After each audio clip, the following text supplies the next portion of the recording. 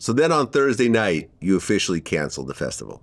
Yes. How much time from the people arriving to the cancellation had passed? So people started arriving at sunrise on Thursday morning, and we canceled it, I would say, sometime around midnight on Thursday night. So 14 to 16 hours. 14 to 16 hours.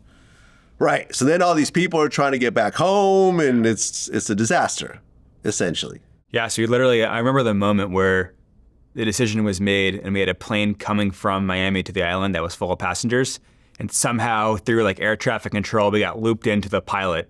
And he's like, "Are you confirming that I'm turning this plane around in the air?" And like, that was the moment I remember. We turned around a 737 and like, yeah. And then he's like, "It's going to be mayhem in here, but you got to do it." Sorry, man. Well, it's better than them landing and then adding to the mayhem on the ground. And I remember that was when the final decision was made, and there was no turning back from that.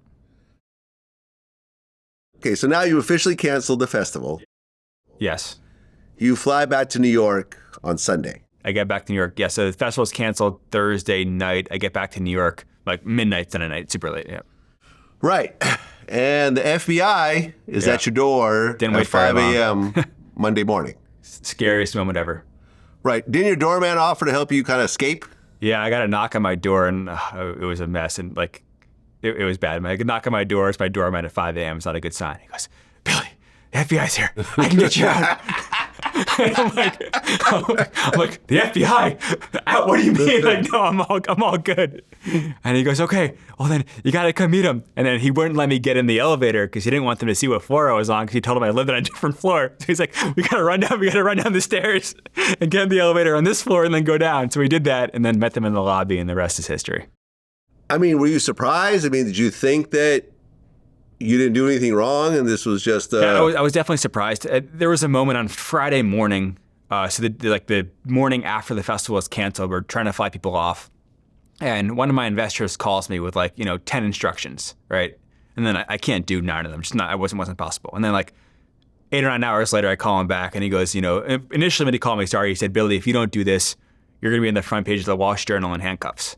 And I'm like, "Handcuffs? What do you mean handcuffs?" I'm like, my mind is spinning right now. I can't comprehend what he's saying. And then I called him back 8 or 9 hours later, Friday night, and he said, "Billy, sorry, it's too late." So I didn't know what he meant, but obviously I committed a crime, right? So I'm sure he's a well-connected person who tips someone off as "Hey, this guy's lying." Well, yeah, on top of it going viral and the whole internet is sort of... It was obvious that something was not right happened. Right, so then you get arrested. Yeah. This is the first time in your life you've been arrested? They didn't arrest me yet. They basically came and served me with subpoenas that day. Okay. And their initial questions that day were like, "Hey, we don't think the festival is real. So we think you stole money from the festival," which wasn't the case, but I lied to investors. So, they served subpoenas that day. And then I think I was arrested maybe 6 weeks later. It was pretty quick. It was probably 6 weeks after that day.